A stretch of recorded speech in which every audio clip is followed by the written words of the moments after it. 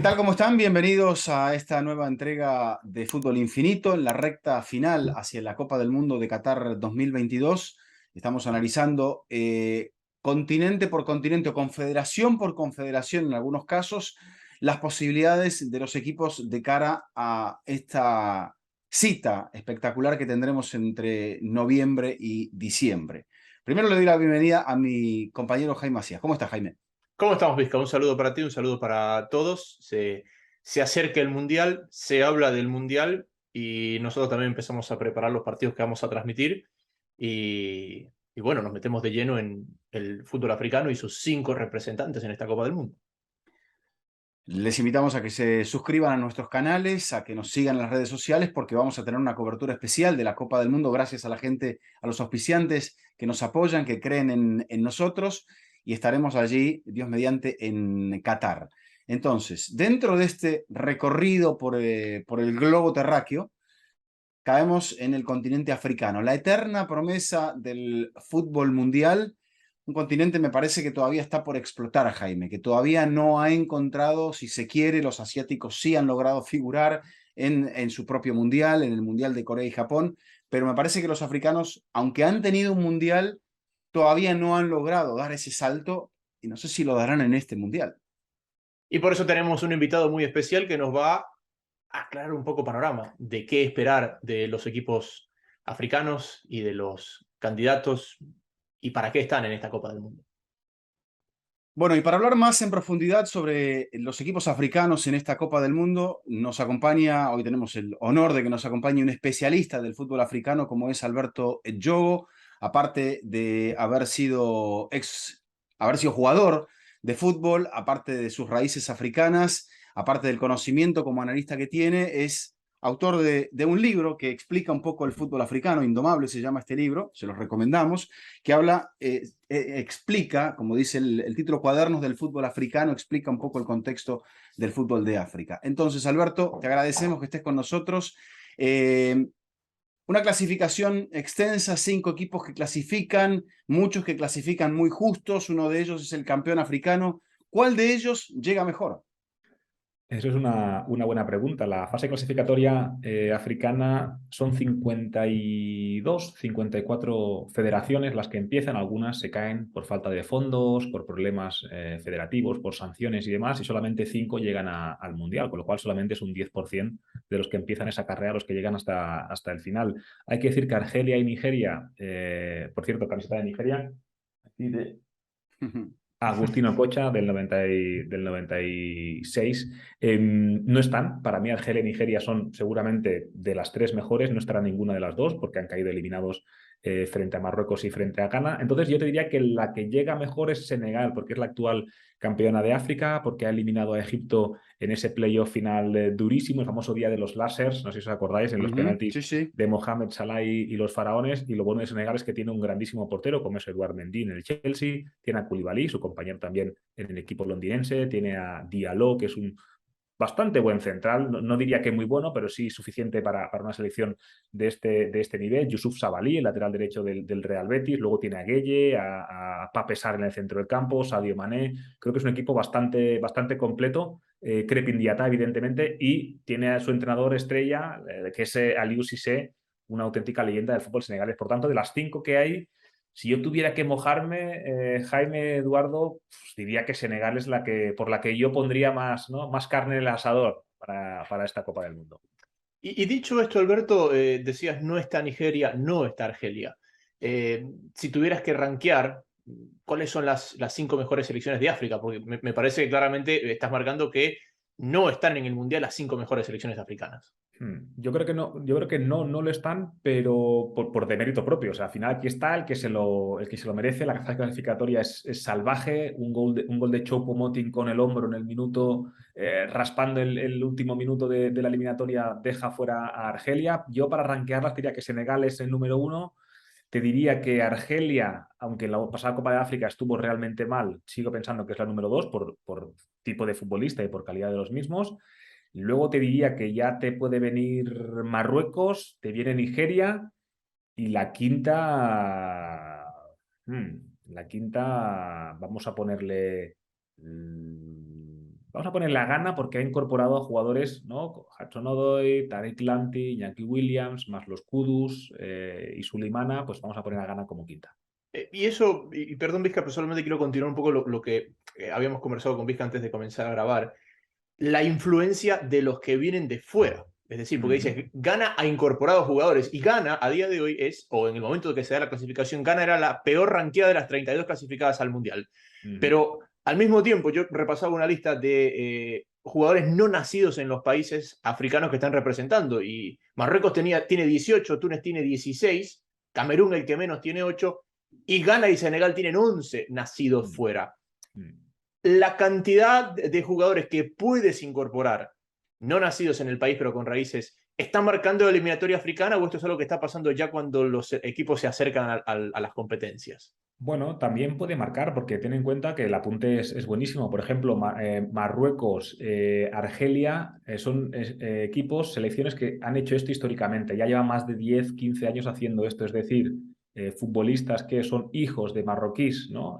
Inmigrantes magrebíes, ya sea en Países Bajos o en Francia especialmente, cuando no van con la selección francesa, pues porque no les da el nivel o porque no han ido convocados, incluso juegan con inferiores de Francia, ¿no? De Bélgica o de Países Bajos, cuando no dan el salto de nivel a la selección europea, vienen a jugar con la selección, digamos, de sus orígenes, ¿no? De los cuales tienen raíces ahí. Esto marca muchísimo, evidentemente, pero gana especialmente. Recordáis en el Mundial de 2010 que estuvo cerca de las semifinales, Kevin Prince Boateng aceptó la llamada a última hora, ¿no? El último día, él, aun habiendo nacido en Alemania, finalmente se va a jugar con la selección ganesa. Eso marca mucho, evidentemente, y eso lo que hace es ampliar la distancia con los europeos, porque en el momento en que los europeos empiezan a coger hijos de africanos para su selección, porque son jugadores europeos, nacidos en Europa y de pleno derecho, ahí se abre una diferencia, porque lo que diferencia al fútbol africano del fútbol europeo básicamente es el punto de genética, ¿no? La fuerza, la resistencia, la velocidad y también el talento. Si ese talento se pule, ¿no? Y se trabaja en Clairefontaine, ¿no? En Francia, en la Academia de la Federación Francesa, la ciudad del fútbol de España o en cualquier país europeo, en Alemania, que os voy a contar, el mismo talento forjado en un lugar específico, en un suburbio de Accra, en Ghana, o el mismo talento forjado en la Academia del Arsenal en Londres, pues evidentemente hay un punto más, ¿no? De formación en el europeo. Entonces, el que acepta la selección europea tiene más nivel, ¿no? Y el que no entra en esos estándares de la selección europea, al final va a jugar con la segunda selección y eso hace que la distancia sea más amplia. La fase clasificatoria creo que es bastante estable. Cuando ya vas a clasificar, Jaime, es cuando ya metes ahí el último estirón y consigues que Ez Abde, el futbolista del Barça, vaya a jugar con Marruecos, aunque ya es nacido marroquí, ¿no? Pero vaya a jugar con Marruecos y luego, evidentemente, esos fichajes express de Ghana, no solamente nacidos en Europa, sino también, por ejemplo, Mohamed Salisu, que es nacido y criado en Ghana, que ha tenido desavenencias con la federación y que al final ha aceptado la llamada de la selección de las Estrellas Negras una vez ya ha accedido a esa fase final de un mundial. Por tanto, habrá muchos debutantes en partido oficial con Ghana que no habían jugado nunca con su selección. Alberto, el tema de la inmigración, tenemos el tema también de la falta de despegue todavía estable de las competencias en África, la estabilidad a partir de las estructuras, los entrenadores. ¿Qué es lo que va a hacer que definitivamente el fútbol africano despegue y podamos hablar de un seleccionado con capacidad para ser varios cuartos finalistas o algún semifinalista? Que haya más cupos al Mundial o que llegue la organización por otra vía, así sea por el dinero o por el paso del tiempo. La organización, yo creo que hay una mentalidad que es el síndrome del mayordomo, ¿no? Del que se habla mucho en África, ¿no? Bueno, pues los que hayan podido estudiar un poco, revisar un poco toda la descolonización, ¿no? Cuando los europeos se marchan de África, final de los 50, principios de los años 60, hay dos maneras de enfocar esto. Es decir, ok, somos independientes, ¿de acuerdo? Tenemos libertades, para entenderlo así, no dependemos de una metrópoli, al menos en la teoría, forjemos nuestro propio camino, ¿de acuerdo? Esto sería el ideal, ¿no? Es decir, con nuestras raíces, nuestra cultura, nuestros puntos fuertes, vayamos al desarrollo, ¿no? Y otra opción es, ok, ahora que se ha ido el hombre blanco, por entendernos, ¿no? Es decir, el colonizador, la metrópoli, ahora que se han ido, ahora yo voy a robar todo lo que pueda, ahora que tengo un sitio, ¿de acuerdo? Y ese síndrome de mayordomo de decir, yo que he estado toda la vida viviendo en la casita del servicio del hombre blanco, ahora que estoy en el sillón de piel, ahora voy a rapiñar y a hacerme con todo lo que pueda. Y ese síndrome del mayordomo también hay que achacarlo a un problema interno. Es decir, yo sabéis que defiendo mucho, ¿no? Todo lo que va relacionado con África y le pongo en el punto de vista de la víctima, pero también hay que decir que uno también tiene que dar un paso adelante. Con los cambios generacionales, es decir, cuando uno ya se ha quitado de encima esa mentalidad colonial de hace ya más de 50 años, oye, no me expliques historias del pasado, vayamos a mirar al futuro, gente que ha podido estudiar, que ha podido formarse, que ha viajado y ya entiende que está al servicio del país, ¿no? Y creo que eso es importante, ese cambio de mentalidad. En África, cuando os hablo desde mi experiencia, no está en todos los países de África, pero desde mi experiencia, se da por hecho que cualquier trámite conlleva un pequeño porcentaje, digamos, de comisión o de intermediación, ¿no? He hecho una gestión, además de mi sueldo, un poquito. He hecho una gestión, ¿qué me toca a mí? O sea, es algo que está metido dentro, es decir, no se ve como algo corrupto, sino que es algo que todo el mundo hace. Por lo tanto, siempre ocurre lo mismo. Las federaciones necesitan organizarse para montar su liga local, ¿de acuerdo? Montas tu liga local, hay que pedir dinero al Ministerio de Juventud y Deportes, porque resulta que no hay patrocinadores suficientes, además el Ministerio libera un dinero con la firma del presidente del gobierno, va al Ministerio, ya falta un 10% del Ministerio, a la Federación falta ya 25% de la Federación, a los clubs falta 35% y de los clubs a los jugadores falta la mitad. Entonces, claro, esa dificultad organizativa es lo que te hace ir con más problemas. Por ejemplo, países del norte, Marruecos, Argelia, Túnez, están más organizados, ¿de acuerdo? Se organiza mejor. De hecho, a este mundial van a ir 2, pero pudieron ir hasta 4, ¿no? Hasta última hora se quedaron fuera algunas de ellas. Por ejemplo, Argelia se quedó en el camino, pero están con ese punto de organización más cercano al estándar occidental, que yo no digo que sea mejor, pero sí que te permite tener un punto de estabilidad y sobre todo un largo plazo. Y la educación y formación desde la base, lo que comentabas antes, Eduardo, de tener buenos formadores, tener gente que realmente sepa detectar el talento, que sepa pulirlo y sobre todo también que la necesidad individual, ¿no? De los jugadores y de los chicos, en Occidente un chaval que va a entrenar y sabe que cuando llega a casa tiene su mantita, su cena preparada, sus libros y su ropa nueva, ¿no? Hay sitios donde eso lamentablemente no es así. Vas a entrenar y cuando llego a casa, si hay comida bien y si no hay comida, pues mala suerte.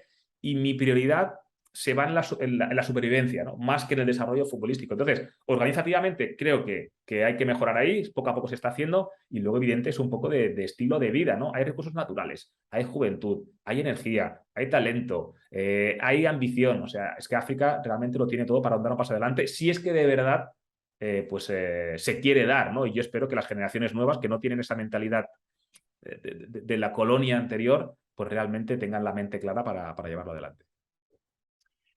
Es que África es tan grande que es un continente en sí mismo. Y es tan cierto lo que marcas, Alberto, que la Champions africana es dominada por los egipcios, marroquíes y tunecinos. Por ahí hay un par de finales de los equipos sudafricanos. El mundial pasado fue la primera vez en la historia que África tuvo más representantes del norte de África que del resto, que del resto de África.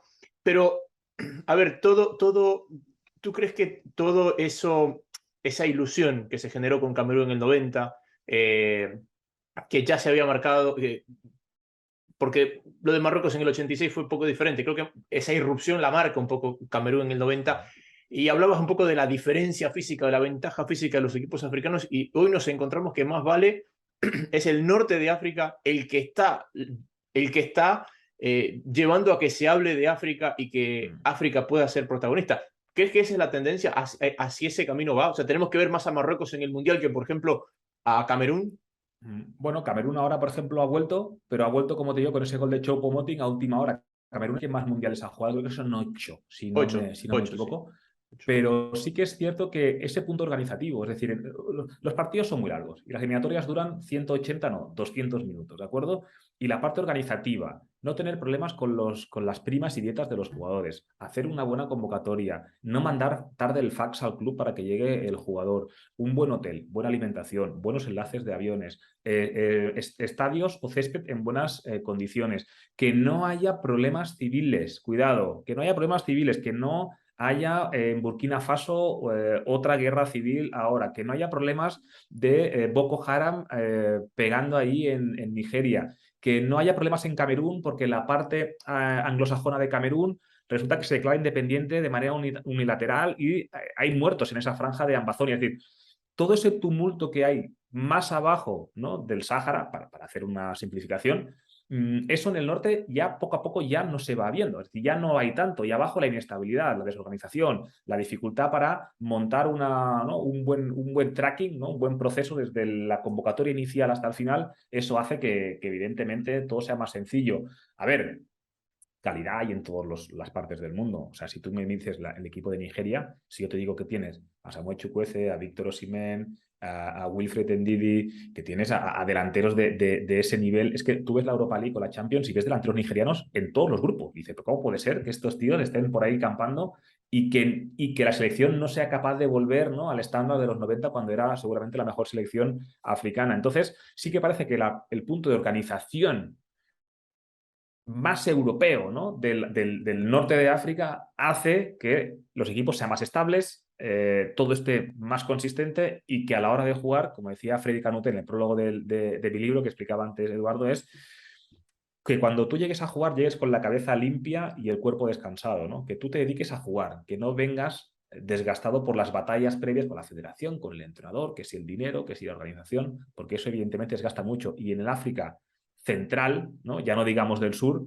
pues eso es una dificultad extra, ¿no? Que no te deja avanzar como te gustaría. Ya nos llevaste un poco, Alberto, en el punto de la evolución del fútbol africano, sobre todo a partir de su irrupción con mayor propiedad en los años 80. Camerún en esa década, culminado con el Mundial de Italia en 1990. Después podemos hablar de Nigeria. Después quizá podemos hablar de Ghana con su gran actuación en Sudáfrica. Esta parece ser la época de Senegal, porque en la época de Egipto vimos cómo Egipto no fue capaz de ganar un partido en el Mundial pasado, le costó con Héctor Cooper. ¿Por qué es la época de Senegal o hasta dónde puede llegar esta selección senegalesa? A ver, hay que decir que para empezar, cuando se hacen los bombos, ¿no? Para el Mundial, los africanos van tercer y cuarto bombo siempre. Tercer y cuarto, tercer y cuarto, tercer y cuarto, ¿no? Difícilmente verás un africano en el bombo 2, ¿no? De tal manera que si voy al 3 y 4 quiere decir que hay un cabeza de serie que tengo en mi grupo, ¿de acuerdo? Que en el caso de Senegal creo que es el grupo de Qatar y Sí. Ecuador, de tal manera que tienes un cabeza de grupo que, bueno, le puedes meter mano, pero lo normal es que te toque un cabeza de grupo de los 8 mejores del mundo, y luego un segundo muy fuerte y luego tú ya estás en la cola, con lo cual ya tienes que ir a remolque. Senegal es que tiene todo. Lo que le faltaría sería un delantero centro de garantía, ¿no? Porque está jugando Diedou, Boulaye Dia, el ex del Villarreal, que ya le conocéis, Nicolas Jackson, que juega en el Villarreal ahora, que empieza a jugar, pero no es el delantero prototípico, ¿no? Para una selección de ese calibre, pero yo creo que es una selección que fácilmente se puede plantar en los octavos de final y dependiendo del cruce puede pisar los cuartos. Más allá de ahí, me gustaría equivocarme, pero no creo que pueda acceder más. ¿Qué ocurre con las africanas? En el último Mundial de Rusia 2018, ninguna africana pasó la primera ronda, y esto es algo que no ocurría desde España 82. Claro, ningún africano a la siguiente ronda. Argentina, gol de Marco Rojo en el 80 y casi 90. Allí, medio de rebote, ¡pum! Nigeria fuera. Gol de Yerry Mina de los colombianos frente a Senegal. Idrissa Gueye, que no salta en el saque de esquina, le pasa por encima del balón y Senegal queda fuera. Detalles, ¿no? Balón parado, descoordinación defensiva, ese punto de desconexión que hace que te quedes fuera. Pero Senegal yo creo que creo que a cuartos de final, creo que puede llegar, sinceramente, igualando así a Senegal de 2002, que se enfrentó a Turquía y no llegó a semifinales porque el gol de oro lo impidió. Yo, sinceramente, yo veo que ese grupo de Senegal lo puede ganar cualquiera.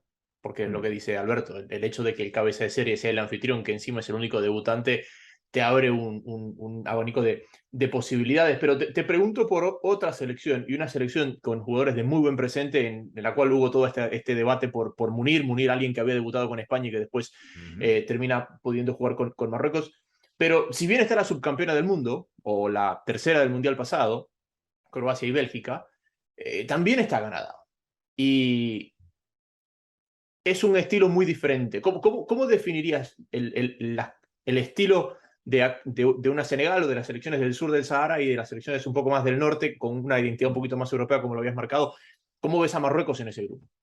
Sí, a ver, Marruecos tiene algo que es Marruecos tiene un gen competitivo muy fuerte, ¿no? Marruecos es un equipo muy incómodo contra el que jugar porque es un equipo que si tiene que chocar, te choca, si tiene que pisarte, te pisa en un saque de esquina, no da ningún balón por perdido en juego aéreo, es un equipo que tiene a jugadores de mucho nivel, tiene un gran portero como Yassine Bonu, el portero de Sevilla, que no en vano es el portero con menos goles encajados en la pasada Liga Española, ¿no? Que eso habla muy bien del sistema defensivo de Sevilla, de la pasada temporada, no de este, y de su rendimiento individual. Tiene a Achraf Hakimi, que es un cañón por el sector derecho. Tiene a Mazraoui, que viene jugando en la izquierda. Ese cambio de entrenador, ese despido de Halilhodžić, lo que ha hecho es que Ziyech y Mazraoui vuelvan a la selección, ¿no? Dos jugadores que habían tenido problemas de disciplinas. Tienes a Saiz en el centro de la defensa. Sofiane Amrabat creo que es un centrocampista muy bueno. Uhani está jugando muy bien en el Angers.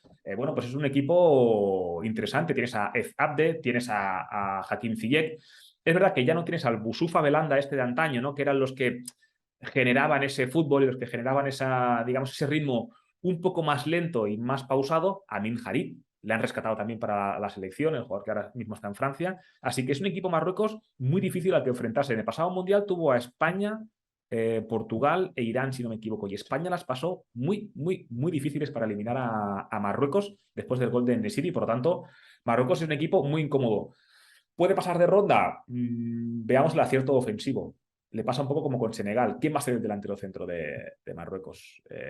Parecía que En-Nesyri iba a serlo, pero claro, está teniendo dificultades graves, ¿no? De cara a portería el futbolista del Sevilla. Pero Marruecos es un equipo al que yo le auguro resultados muy cortos, al que si tú no estás del todo acertado te puede hacer daño, y que si lleva el partido al plano físico, me refiero a disputa individual, a duelo cara a cara, por ahí te puede poner muy, muy complicado. Que pase será complicado, eso está claro, pero yo le auguro que va a plantar cara a todos ellos y que perfectamente podría estar en las siguientes rondas. Hablemos de Ghana, Alberto, porque Ghana es un equipo de aquellos que ha llegado, que probablemente más cerca estuvo de una semifinal de Copa del Sí. Mundo con aquella mano de Luis Suárez en Johannesburgo, que le priva, bueno, la mano le priva del gol, pero tiene la posibilidad luego del penal y después hay una tanda de penales. Más allá de eso, el equipo ha incorporado, como decías, muchos jugadores. Podemos decir que ha clasificado muy ajustadamente ante un gran Sí. seleccionado como Nigeria, parte similar a la que le había pasado a Senegal, y que el grupo no parece tan marcado por gente que esté en un grandísimo momento. Portugal no parece en su mejor momento. Sabemos que Uruguay está con sus grandes referencias en un punto de salida, como son Suárez y Cavani, en un recambio donde sí hay talento, y después está la permanente amenaza de Corea del Sur. ¿Qué podemos esperar de esta Ghana, que también ha incorporado sobre el final a muchos futbolistas de calidad, pero que no sabemos cómo se amalgamará todo ese grupo? Es una incógnita absoluta. Ghana, ha jugado los amistosos de Brasil, donde Brasil le atropelló directamente, fue un 3-0, pero fácil.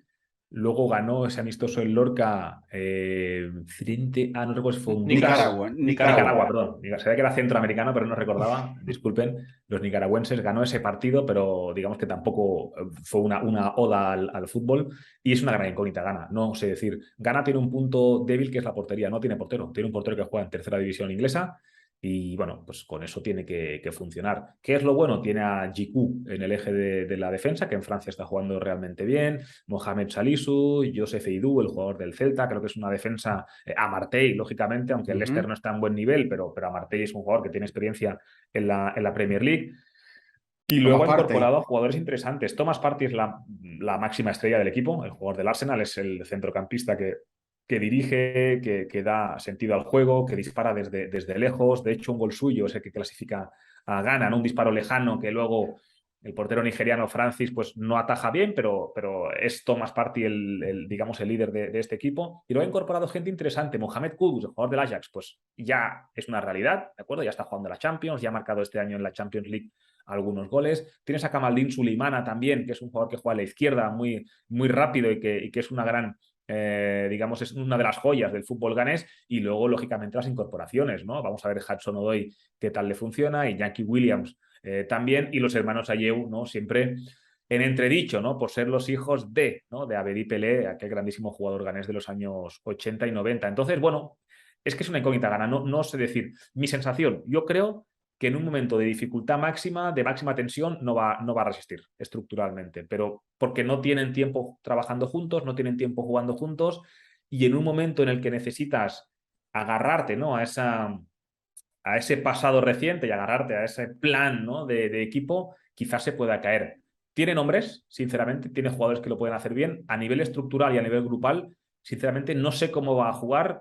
Quiero esperar a esa última ventana, ¿no? En ese último amistoso antes del Mundial para ver qué pinta tiene, pero yo sinceramente creo que gana. No esperaba pasar a esta Copa del Mundo, lo ha hecho y ha tenido que ir haciendo incorporaciones express para intentar nutrir al equipo, pero yo no le puedo dar fiabilidad porque sinceramente han estado muy poco tiempo trabajando juntos.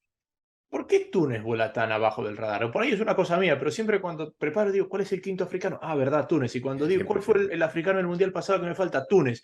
Y Túnez Es resulta verdad. que ha jugado 5 de los últimos 7 mundiales, que siempre ha estado ahí. No sé si porque quedó, digamos, escondido en la época de los grandes nombres africanos y Túnez nunca lo tuvo, pero ¿por qué vuela tan abajo del radar y siempre está Túnez? ¿Y qué esperas Sí, sí, claramente sí. de esto, no? Las Águilas de Cartago es una buena pregunta. Túnez es un equipo, me gusta llamarle la Uruguay de África, por la manera de plantear los partidos. Es un equipo que baja el ritmo de partido. O sea, le interesa que se juegue poco, que haya poco tiempo efectivo, que las faltas se tarden en sacar 20 segundos. Es un equipo que también tiene mérito, ¿eh? Que aburre a los rivales. No sé si me explico. Es un equipo que al final el rival dice, mira, ¿sabes qué? Oye, tú, ya está. Estoy cansado de jugar ya, llévate el partido y acabemos cuanto antes. No tiene superestrellas. Muchos de los jugadores de Túnez o bien juegan en la liga local o en la zona del Magreb, o bien se marchan a jugar a países del Golfo Pérsico, que esto es algo que en el norte de África ocurre bastante. Es decir, un jugador que está destacando, por ejemplo, en Esperance Tunis, ¿no? Por poner un ejemplo, en lugar, o en Etoile Sahel, en lugar de dar el paso a Liga Francesa, Liga Belga, me voy a jugar a la Liga de Emiratos Árabes. ¿Por qué? Porque comparto idioma, comparto costumbres, gano un buen dinero y tengo menos presión. Por eso, como no tiene jugadores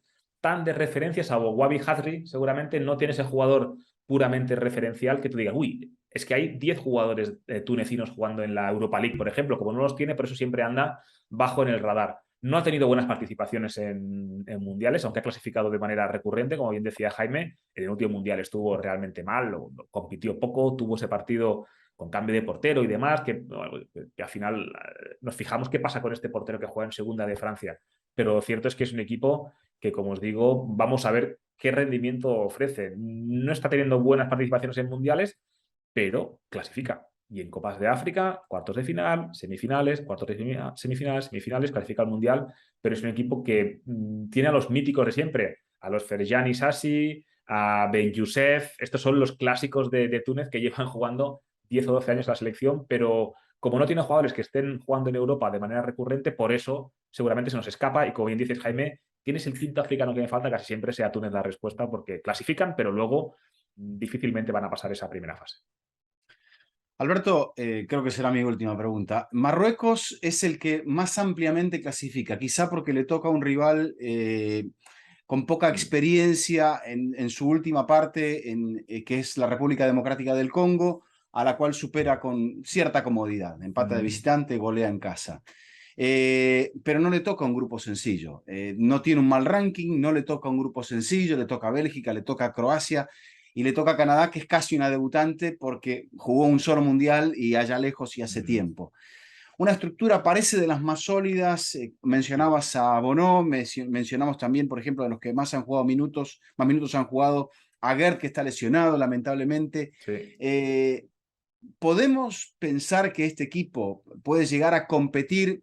Es difícil competir con Croacia, es difícil competir con Bélgica, quizá un poco más sencillo competir con Canadá, competir por el pase a la siguiente ronda. Competir va a competir, lo que os comentaba antes. Es un equipo Marruecos que yo no me gustaría que el equipo del Bombo 3 fuera Marruecos, ¿no? Es decir, es un equipo que tiene calidad individual, porque Ziyech ha vuelto, porque Agarraf es un gran jugador, porque Bono es un gran jugador, porque Saiss es un buen central. Lástima lo de Aguerd, porque fichó se fue a jugar a la West Premier Ham. League y a los 2 partidos West Ham se lesionó enseguida. Pero me gusta Sofiane Amrabat también en el centro del campo, Amin Harid, Ujari, que está jugando muy bien en el Angers. Creo que es un equipo muy competitivo y quiero ver cómo me llega el delantero centro que vaya a jugar ahí. Puede jugar el Kavi, puede jugar el propio Nesiri, pero si encuentras un delantero centro en condiciones, Sofiane Boufal ha vuelto a jugar a buen nivel, parecía que estaba ya desaparecido y ha vuelto a un nivel interesante. Yo creo que va a competir, sinceramente, y además ese Bélgica-Marruecos, hay mucho vínculo entre Bélgica y Marruecos. También hay muchos hijos de marroquíes que están viviendo en Bélgica. Es prácticamente un derbi también para ellos. y yo creo que lo va a competir. Es un grupo donde aparentemente Bélgica se lo va a llevar y Croacia va detrás, pero creo que va a estar muy competido. Marruecos, insisto, es que es un equipo que muy peleón, que te va a exprimir y que si quieres ganarle vas a tener que pisarle, porque ningún partido se va a decidir fácil contra los marroquíes. Para ir cerrando, ¿no? Y lo curioso, hablabas de la cantidad de belgas que juegan en Marruecos. Bono es canadiense. Bono Sí. nació en Montreal y va a atajar por la selección marroquí. Para cerrar, y simplemente un poquito tema de contexto, porque sé que te tienes que ir. 12 selecciones africanas han ido en este siglo a los mundiales. África es la única confederación que en este siglo no ha tenido pleno ninguna selección, es decir, todas se perdieron al menos 2 mundiales. Pero en esa rotación, en esa gente que se ha acercado, en gente que ha peleado la Copa Africana, para mí el gran ausente es Burkina Faso. O sea, es el único que debía haber llegado a un mundial y no ha logrado. ¿Para ti es Burkina Faso o hay alguien más ahí que se nos está escapando del radar africano que merecía haber llegado a algún mundial? Sí, también Mali, seguramente, las dos. Burkina Faso y Mali son las que se han quedado ahí a las puertas. Mali es el eterno, no segundón, segundón suena un poco despectivo, pero es la eterna promesa que nunca llega. Mali en sub-17, sub-20 siempre tiene grandes equipos, tiene jugadores realmente buenos. Vamos a jugar a Camará en el Mónaco y es una delicia. Tienes a Moussa Djenepo, Moussa Marega pues ya ha dejado un poco atrás, ¿no? Pero también había sido un jugador muy importante. Y Burkina Faso es que está en guerra civil ahora, Jaime. Es que, ¿cómo? O sea, claro, es que son 10 guerras civiles desde que se independizó, ¿no? O en los últimos, o en el nuevo siglo, no recuerdo bien el dato, pero claro, que hay un tipo ahí militar que se sienta en el sillón del presidente, secuestran al presidente, ponen un vídeo, ahora la parte norte peleada con la del sur, y eso hace que se dificulte muchísimo. La última Copa de África nos gustó, Burkina Faso, recordemos que empezó ese partido contra Camerún en el partido inaugural, incluso se adelantó, tiene a Ouattara, que está jugando realmente bien en ese fantástico Lorient, tiene a Tapsova, ¿no? El central que está jugando en Alemania, en el Leverkusen, por lo tanto, bueno, pues es un equipo que sí que te puede dar ese salto y que sí que realmente los potros nos gustan mucho, pero siempre ocurre algo. Y luego, además, en las últimas rondas ya es muy complicado. Ese playoff es muy difícil. República del Congo parecía que se podía meter, pero Marruecos al final impone su ley. Mali se pega 2 tiros en el pie, ¿no? Y al final no puede dar el paso porque se marca un autogol en el partido de ida y luego en la vuelta más de lo mismo expulsan a un jugador. Entonces, bueno, pues yo creo que Mali y Burkina Faso son los 2 equipos que nunca han disputado un mundial en su historia y que ojalá que si algún día lo puedan hacer, pero son 2 países también que tienen mucha dificultad interna, mucho enfrentamiento bélico interno y luego pues eso evidentemente hace que todo sea más difícil. Alberto, gracias por tu tiempo, por tu análisis, por tu conocimiento, por todo lo que hay detrás de todo ese conocimiento y por dedicarnos estos minutos. Un fuerte abrazo. Os sigo a todos, sobre todo cuando tenéis a mi amigo Aitor Laguna, siempre estoy ahí, siempre estoy pendiente de vuestro Estamos contenido rogándole a porque Aitor que nos acompañe con el episodio africano. Es un hombre muy ocupado. sí, Aitor. Es lo malo de ser tan bueno, que estás muy ocupado y que no te puedes partir por la mitad. Un fuerte Es abrazo, verdad. amigos. Muy bien, Jaime. La verdad que contar con un especialista, analista como Alberto Jou, aparte de una persona de raíces de Guinea Ecuatorial, que jugó al fútbol, que lo entiende, que lo ha estudiado, que sabe de la idiosincrasia, como nos explicaba, de un continente muy complejo y la gente entiende asumir que África es algo muy parecido, pero lo encontramos en otros deportes, por ejemplo, los grandes fondistas en Eritrea, en Kenia, en Etiopía, la fortaleza en el centro, lo que él hablaba, la capacidad organizativa en la parte norte, la potencia física que hay en la zona más central y en el sur del continente. Es complejo y ojalá que en algún momento es lo que él decía, esa capacidad organizativa le dé a los africanos el contexto como para que puedan alcanzar todo su potencial. Y en este debate, Vizca, que se ha abierto, sin sentido para mí, de la eliminatoria sudamericana es la más difícil, la eliminatoria de la CONCACAF es la más difícil, la europea es la más difícil, para mí la más difícil es la africana. Porque el hecho de que tú tengas 10 ganadores de grupo y que en un ida y vuelta 5 se vayan para la casa y 5 para el mundial, oye, tienes el margen de error cero, ¿no? Porque el mejor equipo de eliminatoria sudamericana llega al mundial. El mejor equipo de eliminatoria de CONCACAF llega al mundial. El mejor equipo de Asia llega al mundial. El mejor equipo de Europa llega al mundial.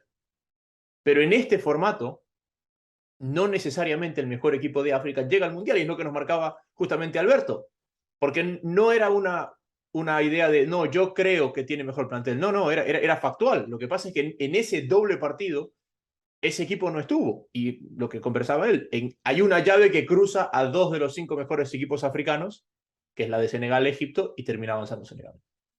Basta ver eso. Dos series que van a tiempos suplementarios, dramáticas series. Una de ellas, la de Egipto y Senegal, que va a los penales. Luego, otra serie que se define por gol de visitante. La otra de Mali contra Túnez, que se define por un gol. Y la más amplia, como mencionamos, que es la de Marruecos, que empata 1-1 contra la República Democrática del Congo y después le termina ganando 4-1, que es el que quizá llega con mayor holgura a este mundial, aunque no le toca un grupo para nada sencillo. Alberto nos había hablado un poquito de los grupos y ya nos dio la sensación de que Senegal es la que puede llegar más lejos. Va a debutar contra Holanda en el primer partido, un día después de que juegue en Qatar frente a Ecuador. En el segundo partido, 4 días más tarde para Senegal, va a jugar contra Qatar, que va a tener un día más de descanso, mientras que Holanda va a jugar contra Ecuador y va a cerrar contra la selección ecuatoriana 4 días después en el estadio de Al Rayyan, mientras que Holanda y Qatar van a enfrentarse ese 29 de noviembre simultáneamente. Yo mantengo lo que le decía a Alberto. Creo que este es un grupo que lo puede ganar cualquiera de los 4. ¿Por qué? Porque Holanda, por sus características de juego y por su estilo, va a sufrir mucho los partidos contra Ecuador y contra Senegal, me parece. Quizás son los rivales a los que menos se le acomoden al estilo holandés. Y ese arranque Senegal-Holanda va a marcar un poco la pauta. Creo que jugar con Qatar en el medio, el más débil, no solamente del grupo, sino quizás del Mundial, es un contexto distinto a la inauguración, por ejemplo, o a la definición. Y la lógica es que Senegal y Ecuador se jueguen la clasificación en la última jornada, mano a mano. Que dependan de sí mismo, pero que no puedan avanzar los dos. Eso es lo que manda la lógica. Y Ecuador ante equipos africanos no tiene muy buenos antecedentes. Así que creo que eso es un poco lo que marca el grupo. Y claro, el ganador de ese Vizca, el ganador de ese grupo o el segundo de ese grupo va a jugar contra el que salga de Estados Unidos, Gales, Inglaterra e Irán, que me parece que ninguno está para tirar cohetes tampoco. Ninguno es una superpotencia candidata a ganar el Mundial. No, pero no nos vayamos tan lejos. Vamos al grupo de Túnez, que es el grupo D, el siguiente que aparece en orden de grupos. Le tocará el campeón del mundo, le tocará una selección que está en un muy buen momento como es Dinamarca, que lo tendrá que confirmar en un mundial. No pasó de la pasó de la fase de grupos Dinamarca en el mundial pasado, sí señor. Australia, que son 3 que repiten grupo, y digamos que allí Túnez va a reemplazar a lo que fue el calco del grupo de Perú en el pasado mundial de Rusia 2018, donde pasaron Francia y Dinamarca.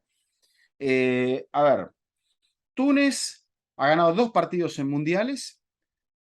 Ganó en su debut frente a México en Argentina 78 y volvió a ganar en el último mundial recién contra Panamá. O sea, 2 equipos de la CONCACAF. Luego tiene empates en mundiales, Jaime, contra Alemania en el 78, donde probablemente haya sido su mejor clasificación o su mejor participación, un grupo muy talentoso de jugadores tunecinos, que no les pesó el debut. De hecho, en el primer partido en Rosario le ganan a la selección mexicana.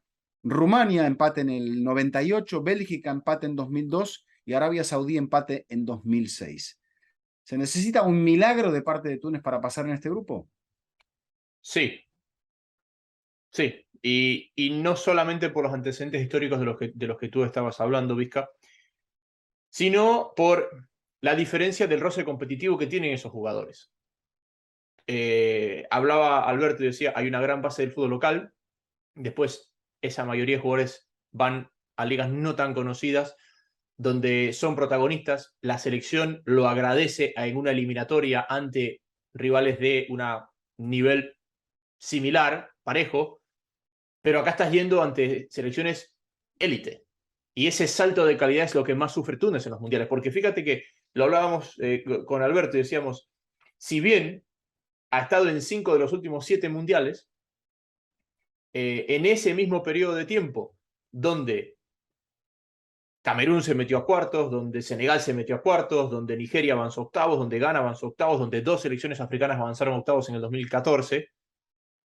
Túnez, a pesar de estar mucho tiempo presente, muchas veces en estos mundiales, no pudo avanzar, porque hay una diferencia de roce muy grande con los integrantes del grupo. Va a debutar el 22 de noviembre contra Dinamarca, Túnez. Va a jugar después, 4 días más tarde, contra Australia. No decimos las ciudades porque todo queda allí cerca de Doha. Y el último partido lo va a jugar en Al Rayyan, en el Education City, contra Francia, quizá el partido más complicado, donde también hay un tema, como mencionaba Alberto, de la influencia de Francia en Túnez, el tema de los lazos coloniales que tiene Francia con muchos de estos países, que también le han servido a Francia, como decía Alberto, en el camino inverso, Jaime, porque Francia en el último mundial tenía un montón de futbolistas que venían de raíces africanas y que incluso habían nacido en África. Sí, Mandanda, el arquero suplente, y Matuidi, el zaguero titular, habían nacido en África. Eso con el grupo de Túnez, Vizca, pero el grupo de Marruecos es un grupo que asusta porque dice subcampeón y tercero.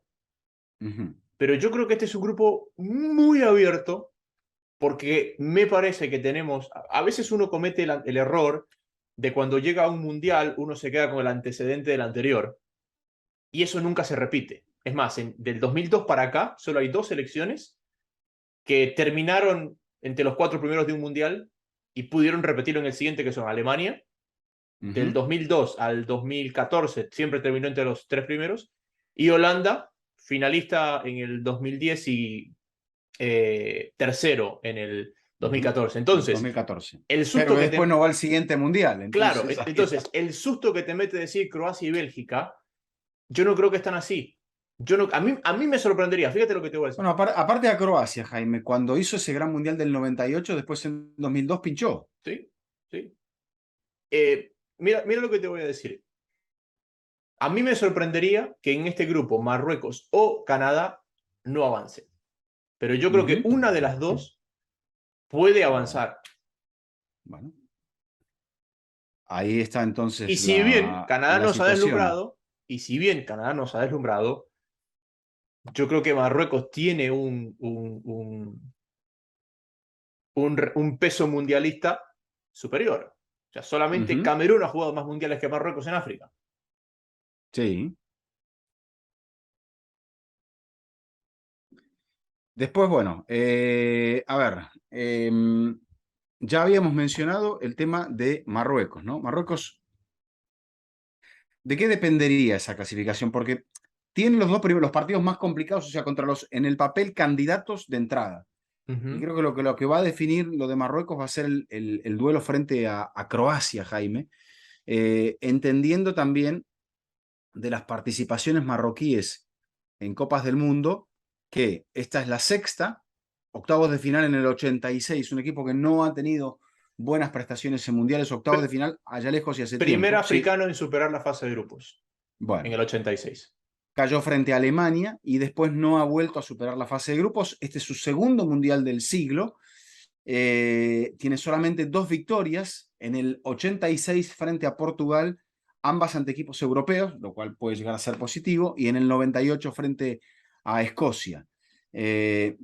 Quizá no tengamos una gran referencia de época en este seleccionado, y no sé si eso será positivo o negativo, pero van a abrir contra Croacia, lo que decíamos, a ver la resaca del subcampeón del mundo.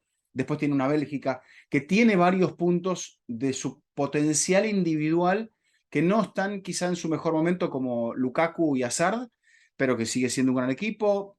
Estamos viendo también que en las semanas previas al Mundial ha tenido algunos problemas físicos su gran arquero, que es Thibaut Courtois.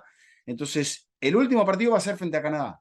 No sé si será el punto de la final para ver quién suma, quién gana, o si se salvan de esa forma en el grupo, o si van a poder pelear, como vos decías, por algo más. Sí, aparte que así como Marruecos tiene los 2 pesos pesados, entre comillas, de arranque, también los tiene Canadá.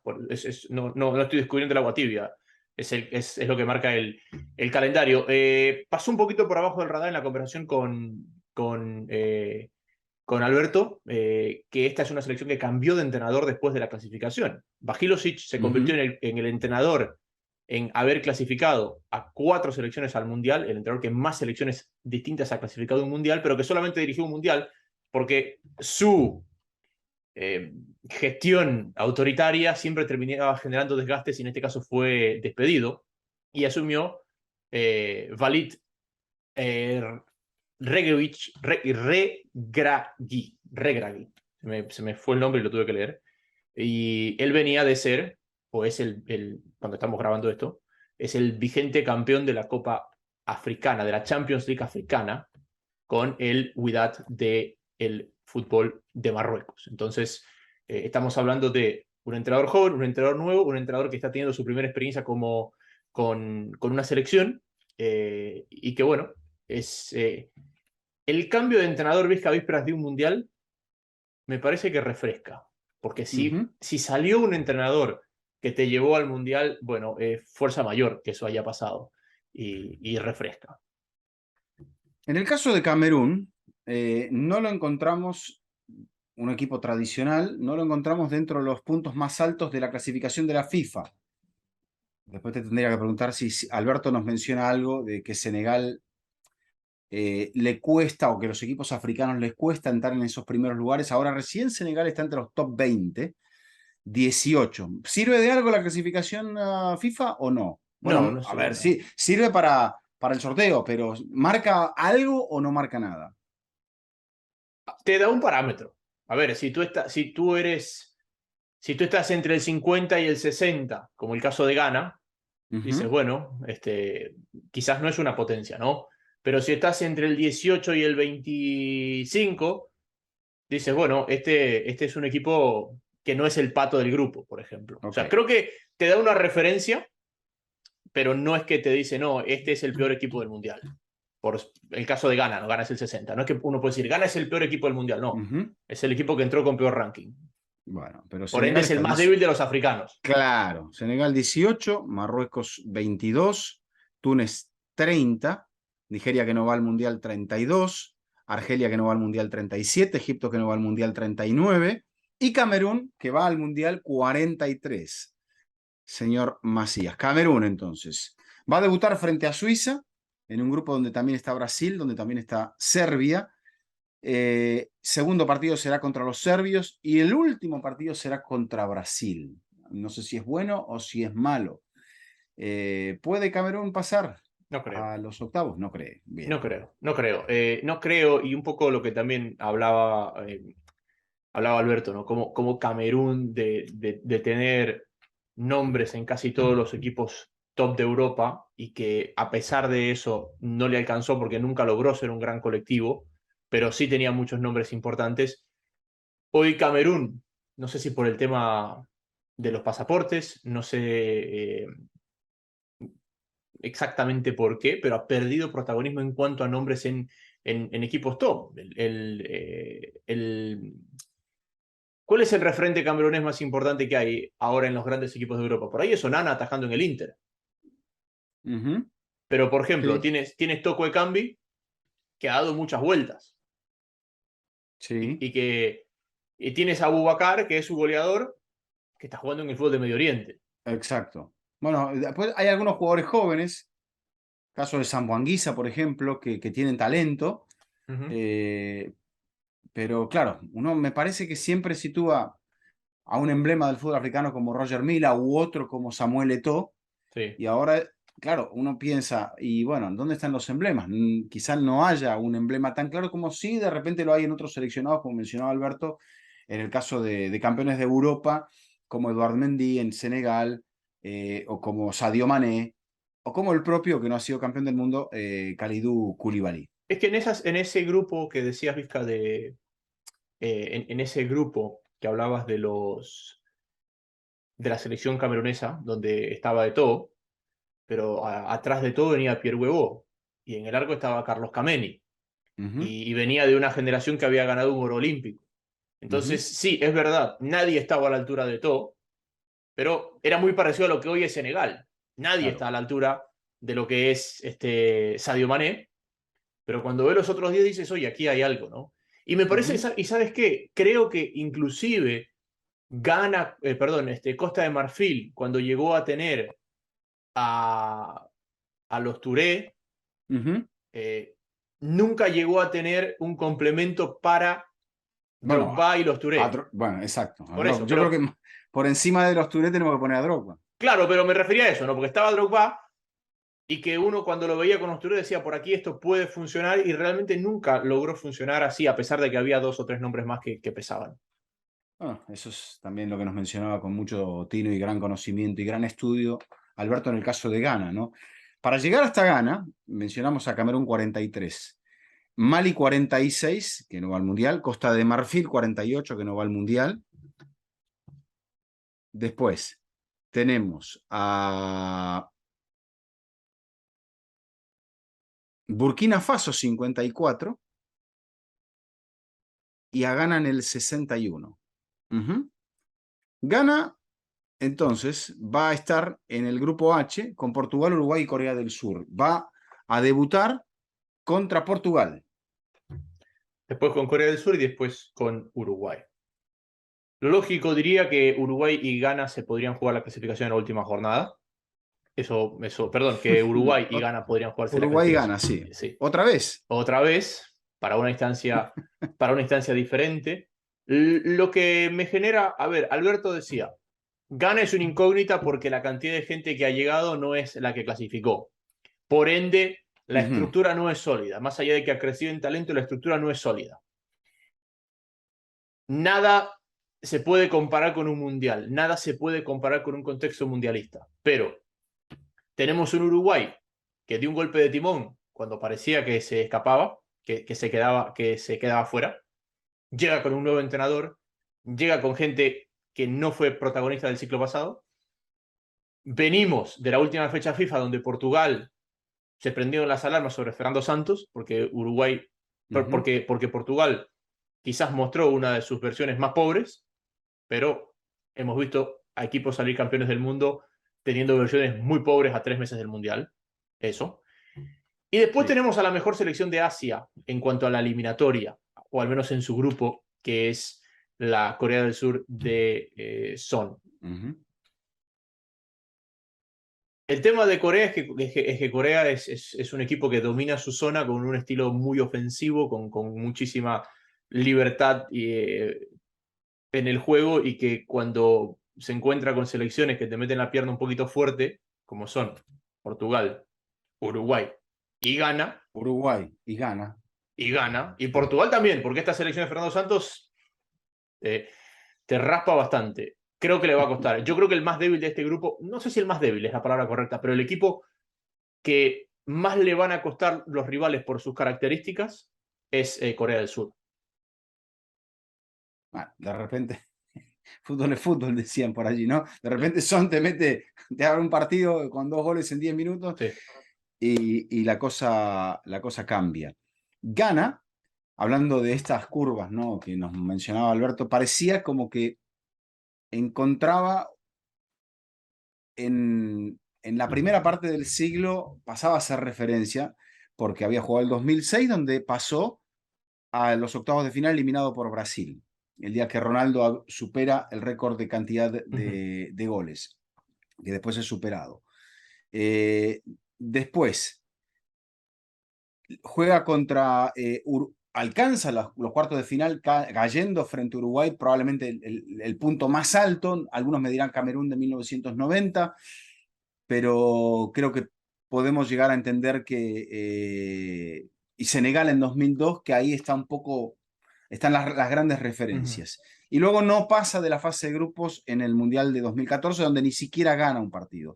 No gana, gana un encuentro y lo hizo en 2 ocasiones en 2006, las veces que pasó, y en 2 ocasiones en 2010, no gana un partido desde que venció a Estados Unidos.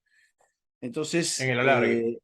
exactamente. Entonces, yo creo que puedes llegar a hacer algo, pero Alberto lo explicaba muy bien, y los rivales no son nada sencillos.